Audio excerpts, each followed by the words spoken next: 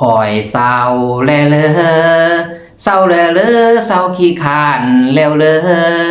อย่าลาคอยเด้อคอยคร้านก็มีเหตุผลบ่มีผู้ใดเข้าใจย้อนเกิดมาจนมีหลายล้านคนเว้าว่า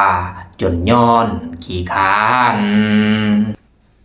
สบายดีพ่อแม่พี่น้องพบกับข้าพเจ้าบ่าวร้อนเนาะพี่น้องเนาะบ่าวร้อนมื้อนี้สิมาเว้าเรื่ององค์ขี้คร้านเส้นเก่าเส้นเคยพี่น้องคือว่าบ่าวองค์ขี้คร้านนี่เนาะเพิ่นน่ะก็ได้รู้มันได้พี่น้องตอนนี้เพิ่นรู้มันแล้วเฮ็ดเฮือนเฮ็ดซ่านได้พี่น้องเอ้ยรับจ็อบรับเวียกเฮ็ดรีวิวอิหยังต่างๆแล้วก็สร้างเพจขึ้นมาเฮ็ดคอนเทนต์ต่างๆได้เพิ่นก็ฮู้จักหาเงินหาค่ำได้เพิ่นพี่น้องเพิ่นเซาขี้คร้านเนาะพี่น้องว่าเพิ่นเซาขี้คร้านเด้อตอนนี้เพิ่นได้ไปถ่ายงานเนาะไปรับงานแล้วก็รีวิวสินค้าต่างๆตามที่ว่าเขาเจ้าได้จ้างนั่นแหละไปกับบ่าวยุค90หรือว่าวัยรุ่นยุค90นั่นเองเนาะเพิ่นก็ไปนํกันเนาะตอนนี้เพิ่นได้เงินได้ค่ามาเพิ่นก็ได้มาปลูกเรือนปลูกซ่านเพิ่นเนาะต่อเติมเรือนซ่านเนาะเพิ่นซื้อแป้นซื้อหลังกะสีเฮ็ดใหม่เนาะพี่น้องเนาะถึงมันสิอาจสิบ่หรูหราบ่งดงามคือเศรษฐีมีมังทั้งหลายก็ยาเนาะแต่ว่าเพิ่นก็ได้เปลี่ยนแปลงตนเองว่าซั่นซะและเฮ็ดเรือนเฮ็ดซ่านได้พี่น้องล่าสุดเพิ่นขึ้นเรือนเป็นที่เรียบร้อยแล้วพี่น้องเอ้ยเพิ่นเลยขึ้นเรือนขึ้นซ่านเพิ่นได้พี่น้องขึ้นอยู่แล้วเรือนเพิ่นเฮ็ดใหม่เนาะพี่น้องเนาะเฮ็ดเรือนใหม่พี่น้องโอ้ดูมันขึ้นได้พี่น้องเอ้ยเฮ็ดเรือนเฮ็ดซ่านนี่เองได้อยากได้เงินได้ค่ำได้หาเงินหาค่ำได้เดี๋ยวนี้นะสิไปว่าเราขี้คร้านอีกบ่ได้พี่น้องบ่ได้จนว่าเฮียมิงเนาะเพิ่นเป็นเจ้าของเอิ้นว่าบริษัทมหาทรัพย์เนาะพี่น้องเนาะก้าวหน้ามหาทรัพย์เอิ้นว่าเป็นพ่อค้าขายดินได้ไงเด้อแหละพี่น้องเพิ่นก็ได้ออกผลงานเพลงนะองค์ขี้คร้านพี่น้องเอ้ยห้องโดยองค์ขี้คร้านได้พี่น้ององค์ขี้คร้านเพิ่นก็ห้องก็พอฟังได้พี่น้องเอ้ยแตกไปหลายแสนแล้วพี่น้องคลิปตัวนี้เนาะคลิปที่ว่าเพิ่นห้องเพลงนี่แตกไปหลายแสนแล้วพี่น้องเอ้ย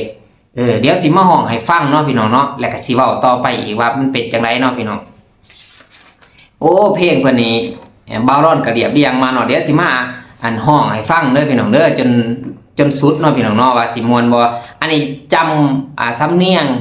หรือว่าทำนองจากโอขี้คร้านมาเลยพี่น้องเดี๋ยวสิมาห้องสู่ฟังด้วยแบบสดๆเลยพี่น้องเอ้ยลองฟังนำกันเด้อพี่น้องเด้อถือว่าบ่ม่วนก็อย่าฟ้าวตีเนาะม่วนก็อย่าฟ้าวย่องหรือว่าบ่ขี้ร้ายก็อย่าฟ้าวตีพี่น้องเอ้ยลองฟังเบิ่งก่อนเด้อ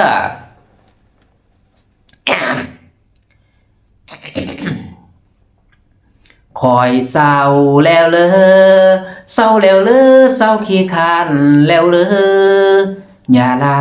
คอยเลยคอยคร้านก็มีเหตุผลบ่มีผู้ใดเข้าใจย้อนเกิดมาจนมีหลายล้านคนเว้าว่าจนย้อนขี้คร้านย้อนเมียฮักแหงแพงหลายก็เดยขี้คร้านอยู่ไปวันบ่เฮ็ดบ่หาก็ได้แต่ต่อจากนี้สิบ่เป็นคือเก่าแล้วไหลข้อยสิตั้งใจเฮ็ดเวียกบ่ค้านอีกแล้วหรือไผว่าขี้คร้านให้เบิ่งผลงานค่อยแน่สิบ่ยอมแพ้เพื่อให้ครอบครัวสบายลบคำดูถูกสิเปลี่ยนแปลงมาเป็นคนใหม่สิยากส่ำใดข้อยนี้เฮ็ดได้อยู่แล้ว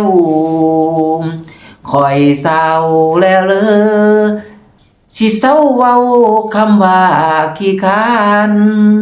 ขอปฏิญาณสิเศร้าคร้านให้คนอื่นเห็นคอยสิตั้งใจเมื่อแม่นขี้คร้านนอนเว้นสิเฮ็ดให้เห็นว่าคอยเศร้าคร้านแล้วเด้อไผว่าขี้คร้านให้เบิ่งผลงานคอยแน่สิบ่ยอมแพ้เพื่อให้ครอบครัวสบายลบคำดูถูกสิเปลี่ยนแปลงมาเป็นคนใหม่สิยากส่ำใดคอยมีเฮ็ดได้อยู่แล้วคอยเศร้าแล้วเลยสิเศร้าเว้าคำว่าขี้คร้านขอปฏิญาณสิเศร้าคร้านให้คนอื่นเห็นคอยสิตั้งใจโมเมนต์ขี้คร้านนอนเว้นสิเฮ็ดให้เห็นว่าคอยเศร้าคร้านแล้วเด้อโอเคพี่น้องจบไปแล้วผลงานเพลงขี้คร้านย้อนเมียพี่น้องของบ่าวโองขี้คร้านเพิ่นฮ้องเนาะพี่น้องเนาะบ่าวร้อนได้จือสำเนียงแล้วก็จือสังวาสหรือว่าจืออันทำนองเนาะแล้วก็มาฮ้องให้ฟังเนาะพี่น้องเนาะเป็นจังไดพี่น้องจบไปแล้วขอมุกขอบใจหลายๆที่เขามาฟังเด้อพี่น้องเด้อบัดนี้สิเว้าอันเรื่องเนื้อหาของเพิ่นก็ซื่อเนื้อหาเพลงมันก็ซื่อบอกตัวตนของเพิ่นได้ว่าเพิ่นก็ยอมรับว่าเพิ่นครั้งนึงเพิ่นอาจสิขี้คร้านอีหลีเนาะพี่น้องเนาะเพิ่นอาจสิขี้คร้านดีๆขี้คร้านก็บ่ถึงขั้นว่าบ่เฮ็ดหยังก็เฮ็ดอยู่แต่ว่าอาจสิบ่รู้มันเท่ากับคนอื่นน่ะสินะพี่น้องก็เลยว่าบ่าวยุค90หรือวัยรุ่น90นี่ไปตั้งสายใหญ่แล้วว่าโองขี้คร้านก็ไปถ่ายคลิปเราเนาะถ่ายคลิปแต่ละมื้อก็เฮ็ดพะโล้เฮ็ดหยอกแกล้งเราจังซี่นะสุดท้ายอันคลิปแตกเนาะหรือว่าลังเนาะบ่าวยุค90ก็เลยว่าลังจังซั่นแหละก็เลยตั้งเพจให้เราก็หรือว่าถ้ามีงานเข้ามาเนาะรีวิวสินค้าอีหยังอื่นๆเนาะเพราะว่าเราเป็นคนลังเนาะก็เลยได้ประโยชน์นำกันเนาะโอขี้คร้านก็ได้ประโยชน์วัยรุ่นเก่าวัยรุ่นยุค90ก็ไล่ประโยชน์นำกันเนาะพี่น้องรับงานบ่วันบ่ไหวมีแต่ไปรีวิวพี่น้องเอ้ยรับงานรีวิวสนั่นเด้อพี่น้องล่าสุดคือเว้าแล้วพี่น้องไล่ออกผลงานเพลงเนาะในเนื้อเพลงนี่เพิ่นก็ระบุแล้วเกี่ยวแก่กับเกี่ยวแก่กับตัวตนของเพิ่นและเพิ่นก็ได้ปฏิญาณตนแล้วว่าสิเศร้าขี้คร้านเนาะแล้วก็คือเพลงนะว่าคร้านก็มีเหตุผลพี่น้องคร้านข่อยก็มีเหตุผลนะพี่น้องบางเทื่อเขาคร้านมาจังซี่เขาก็เพื่อประเด็นว่าเพื่อสร้างตัวตนอีกอย่างนึงก็เพื่อหาเงินหาค่ำก็มีได้พี่น้องอันนี้คือประเด็นของเขาคือจุดประสงค์ของเขาเนาะพี่น้องเนาะบางคนบ่เข้าใจก็คุมไปลาไปเว้าเขาเนาะพี่น้องเลยพี่น้องเอ้ยเบาร้อนนี่บ่เว้าบ่ว่าเข้าใจไผพี่น้องแต่ว่าคันว่าวิเคราะห์ก็เว้าในเชิงลักษณะแบบว่าเป็นกลางเนาะพี่น้องเนาะแบบว่าต่างคนต่างมีเหตุผลแล้วง่ายๆซะคือผลงานเพลงเนี่ยว่าข่อยเศร้าเด้อเศร้าเด้อเศร้าขี้คร้านเด้อเราว่าข่อยเศร้าเด้อเราว่าข่อยเศร้าขี้คร้านได้แล้วว่าสันเศร้าแล้วนะสันเลิกแล้วนะสันเลิกขี้คร้านแล้วนะประมาณนั้นเนาะสันเลิกขี้เกียจขี้คร้านแล้วเด้อย่าลาข่อยเด้ออย่าพูดอย่าลาผมเด้อฉันค้านก็มีเหตุผลประมาณนี้เนาะพี่น้องค่อยค้านค่อยก็มีเหตุผลบ่มีผู้ใดนี่เข้าใจว่าเกิดมาจนค้านบ่ค้านก็ยานะสิรู้มันปานใดก็ยาเนาะของข่อยเกิดมาจนข่อยยังจนคือเก่าเจ้าก็สิตีราคาว่าข่อยขี้คร้านเนาะมันทุกข์มันยากหยังมันขี้คร้าน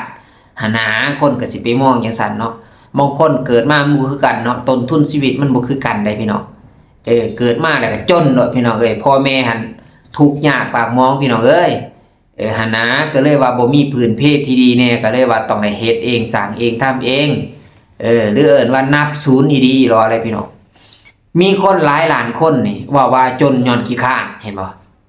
มีหลายล้านคนได้มีหลายคนเนี่ยเว้าใส่เราว่า ข้านย้อนว่าจนเนี่ยย้อนอันนั้นจนย้อนว่าขี้ข้านนั่นแหละขี้ข้านนั่นแหละจึงเป็นเหตุให้จนเนาะว่าง่ายซะวันนี้แล้วยังเว้าต่อไปว่าย้อนเมียเนี่ยฮักแห้งแพงหลายก็เลยขี้ข้านว่าซั่นแล้วบ่อยากให้ผัวเราเฮ็ดเราทุกข์เรายากอีหยังพี่น้องเอ้ย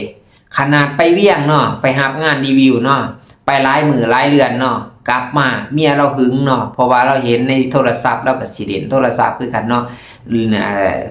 เล่นโซเชียลคือกันบัดนี้เราเห็นผัวเราหั่นถ่ายรูปกับผู้สาวเนาะแล้วก็หึงและเกิดความหึงหวงเลยพี่น้องเอ้ยแล้วว่าบ่เฮ็ดดอกแล้วว่าหลังจากผัวเรามาเราบอกผัวเราว่าบ่เฮ็ดบ่หาอีหยังก็อย่านอนอยู่เฮือนก็อย่าก็สิไปเสียหญ้าสวนหญ้าให้ก็สิหาอยู่หากินเลี้ยงตัวเองดอกเจ้าบ่ไปหาก็ไรมันยากเราแพงผัวเราปานนั้นพุ่นน่ะพี่น้องขี้คร้านปานใดขี้ร้ายปานใดก็ฮักผัวข่อยแม้แต่บ่าวองค์ขี้คร้านคือกันเจ้าสิมองว่าภรรยาข่อยเมียข่อยขี้ร้ายก็อย่า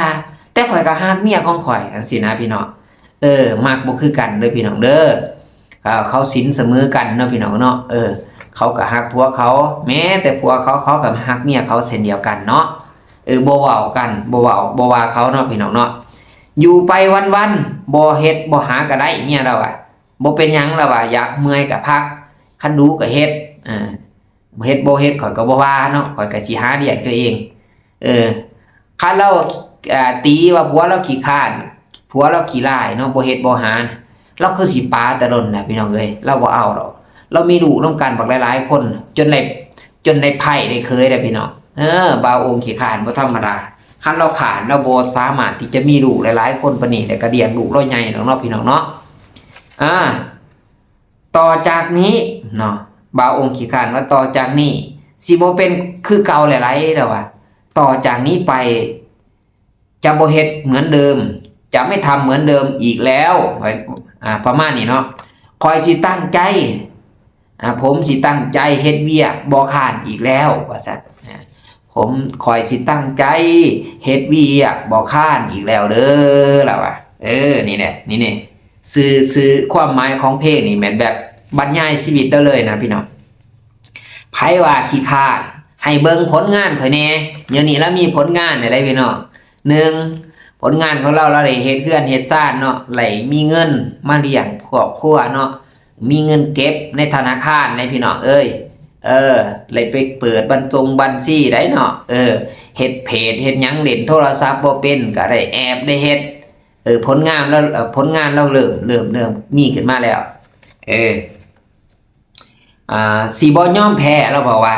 เพื่อให้ครอบครัวนี่สบายแล้วสิบ่ยอมแพ้ได้บัดนี้ได้แล้วสิลุกขึ้นมาได้บัดนี้สิลุกหลังตั้งใหม่ตั้งใจหาเงินแล้วว่านะประมาณนั้นลบคำดูถูกสิเปลี่ยนแปลงมาเป็นคนใหม่เด้สิลบดูคนที่ว่ารู้ถูกรู้แค้นแล้วว่าเราทุกข์เรายากขี้คร้านสิลบคำรู้ถูกเรานี่ให้มันมาเป็นคนใหม่อีกได้พี่น้องเดี๋ยวนี้พี่น้องหลายหุ่มฮอไปหาเราตั้งนับแต่เราลังขึ้นมานี่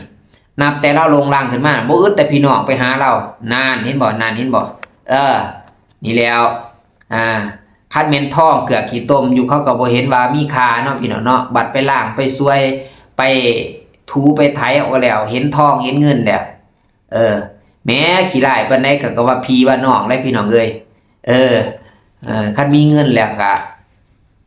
คันมีเงินแล้วไผก็ว่าพี่น้องเนาะพี่น้องเนาะคันมีเงินแล้วไผก็ว่าเอิ้นว่าพี่น้องปอกป้ายเนี่ยทุกบ่ว่าดีมีจริงวันพี่น้องลูกป่าจังว่าร้านเพิ่นว่ามันแม่นอีหลีตัวนี้นะ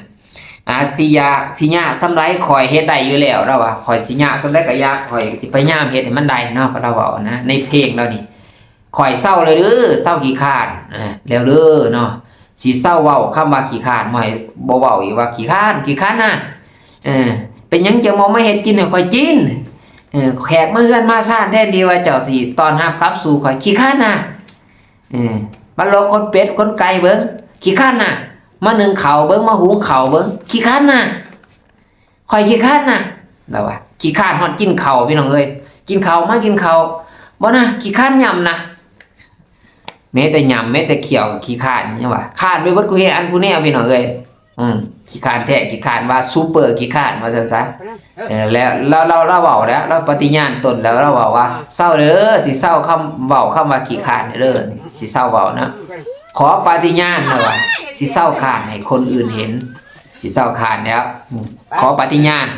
สิเศร้าขาดให้คนอื่นเห็นแล้วบัดนี้คอยสิตั้งใจไปกันเด้อคนเด้อโมเมนต์ขี้ขาดนอนเว้นเดี๋ยวสิบ่นอนเว้นเนาะสิบ่นอนเว้นสิเศร้าขี้ขาดนอนเว้นว่าซั่นซะสิเฮ็ดให้เห็นว่าข่อยเศร้าขี้ขาดเนี่ยเด้อสิเฮ็ดให้เห็นว่าเศร้าขี้ขาดนะเนื้อหาเพลงก็สิประมาณนี้เนาะพี่น้องเนาะตอนนี้เราก็สร้างเพจขึ้นมาว่าองค์ขี้ขาดเนาะและก็ลูกเคยเราก็สร้างเพจขึ้นมาอีกว่าลูกเคยองค์ขี้ขาดน่าเห็นบ่มันก็จะเอาหยิบเอาส่วนหนึ่งของพ่อเฒ่ามาใส่เนาะว่าเกาะกระแสพ่อเฒ่าเนาะว่าง่ายๆซะลูกเคยองค์ขี้ขาดบอลอนนี่ก็สิตั้งเพจคือกันได้พี่น้องเอ้ยสิตั้งว่าจะได้พี่น้ององค์ขี้ขาดคือกันได้พี่น้องสิตั้งว่าพี่น้ององค์ขี้ขาดฝากกดไลค์กดแชร์ด้วยพี่น้องเด้อกดติดตามบ่าวท้องร้อนนี่เกาะกระแสเราก่อนโมเมนต์พี่น้องเว้าพ่อโลพี่น้องเว้ารอเล่นเนาะพี่น้องเนาะเว้าพ่อโลพี่น้องเว้าหยอกบ่ว่าสั่นหรอกพี่น้องบ่เกาะกระแสเราหรอกพี่น้องบ่าวร้อนคิดว่าอันพี่น้องป้องไปแล้วอยู่ในหมู่บ้านน่ะสิบอกว่าโอ้พี่น้องขี้ข้านสิตั้งเพจขึ้นมาพี่น้องขี้ข้านข่อยล้านขี้ข้านลุงขี้ข้านป้าขี้ข้านป้าขององค์ขี้ข้านนี่สิบ่พากันตั้งเพจตะพึดตะพือบ่พี่น้องเนาะสิบ่พากันตั้งเพจตะพึดตะพือบ่เนาะพี่น้องเนาะไผก็ว่าพี่น้องก็องค์ขี้ข้านแน่เนาะพี่น้องเนาะพอได้ติดกระแสเกาะกระแสเนาะพี่น้องเนาะบ่ว่ากันเนาะอันนี้เว้าในเชิงลักษณะพะโลเนาะเว้าในลักษณะแบบเว้าหยอกว่าง่ายซะบ่แม่นดอกพี่น้องแต่ว่าความเป็นจริงแล้วก็ลูกเคยแล้วก็ตั้งอีดีเนาะตั้งว่าลูกเคยองค์ขี้ข้านเนาะเจ้าหน่อยก็เราก็บอกว่าลูกสาวองค์ขี้ข้านอีกเนาะพี่น้องหลานองค์ขี้ข้านอีกลุงองค์ขี้ข้านลุงขององค์ขี้ข้านป้าขององค์ขี้ข้านก็สิว่ากันไปได้เนาะพี่น้องเนาะมันก็มีประโยชน์แบบนั้นได้พี่น้องแต่ว่าเบาร้อนบ่ตั้งคือเขาดอกพี่น้องบ่ไปตั้งว่าพี่น้ององค์ขี้ข้านเนาะอันนี้เว้าหยอกเด้อพี่น้องเด้อเว้าหยอกซื่อๆตอนนี้เราเฮ็ดเฮือนแล้วเนาะเราก็ได้ขึ้นเฮือนเป็นที่เรียบร้อยเนาะด้วยประเพณีของบ้านเขาเจ้าเนี่ยเนาะเป็นสิริมงคลถือว่าหุ่มห่อปอปั่นพี่น้องสมานสามัคคีหุ่มห่อว่าต่อลุ่มความสมานสามัคคีเนาะแต่ว่ากินข้าวสามัคคี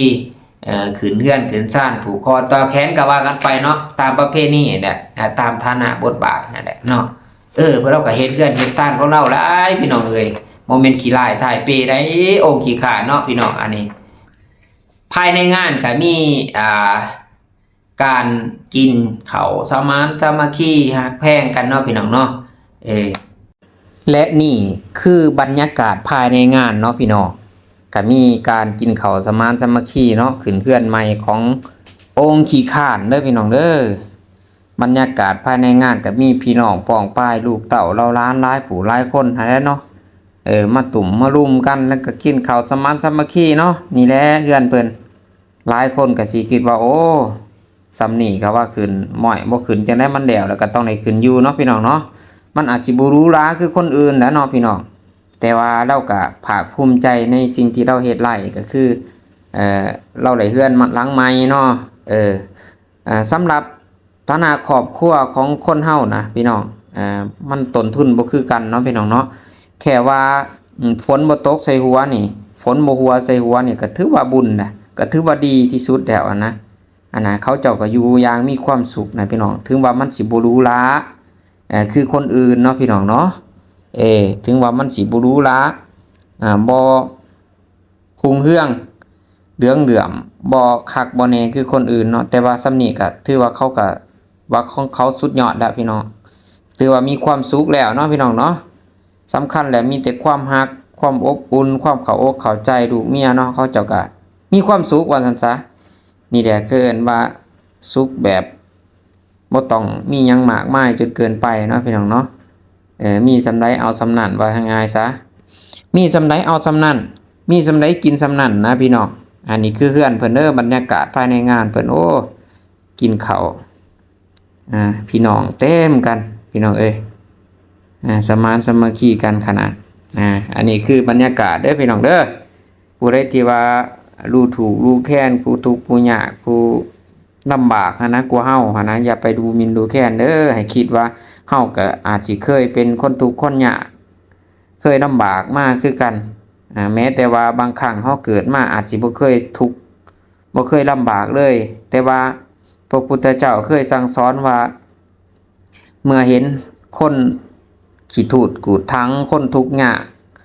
เห็นสัตว์เดรัจฉานก็คือกันเนาะเห็นคนทุกข์คนยากสินะง่อยเปียเสียขาคนขี้หลายถ่ายเปเจ้าก็อย่ารู้ถูกรู้แค้นเขาเด้อให้เจ้าคิดว่าแม้สัตว์หลายสัตว์หนึ่งเฮาก็อาจสิเกิดมาเป็นคนทุกข์คนยากมาแล้วเนาะด้วยบุญด้วยกุศลด้วยคุณงามความดีด้วยการกระทำดีของเฮาแหละเฮาจึงเกิดมาหลับมารวยมาดีมันต้องยอมมีเหตุมีปัจจัยของมันแต่ว่าเกิดมาซั่นนี่เฮาอย่าประมาทเนาะว่าเฮาสิบ่ทุกข์บ่จนนะพี่น้องมีได้ก็เบิดได้คือกันเงินคำแต่ว่าสิ่งสำคัญแม่นความรักความมีตาต่อ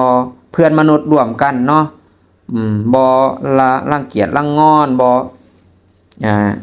เอิ้นว่ารู้หมิ่นประมาทคนอื่นเนาะ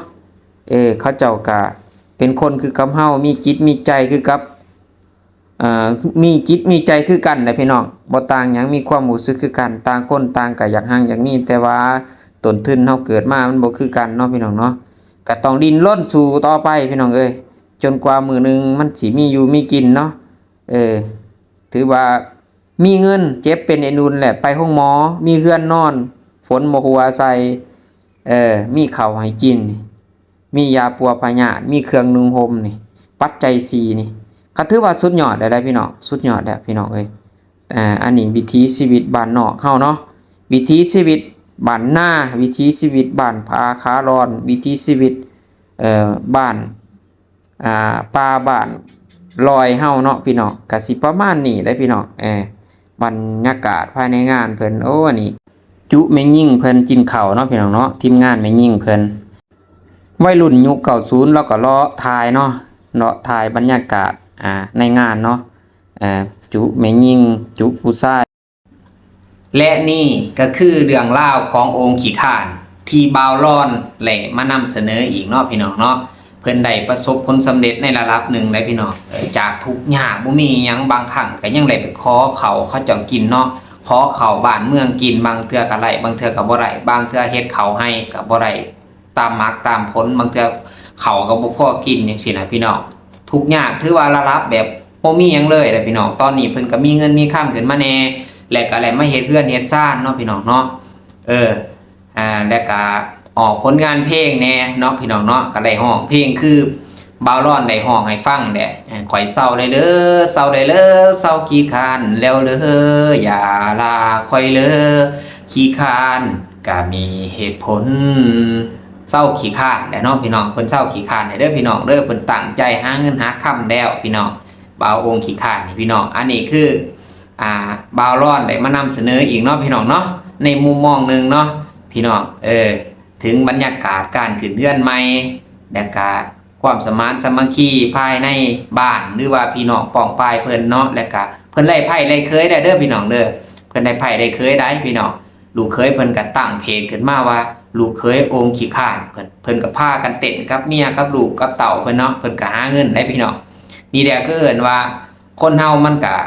มีลมไหลกับลูกไหลนะพี่น้องขอแต่บ่ยอมแพ้เนาะพี่น้องเนาะก็สิประมาณนี้เนาะพี่น้องเนาะสำหรับคลิปนี้ก็ขอตัวลาไปก่อนเนาะพี่น้องเจอกันคลิปหน้าเด้อพี่น้องเด้อขอขอบมุกขอบใจหลายๆบ๊ายบายพี่น้อง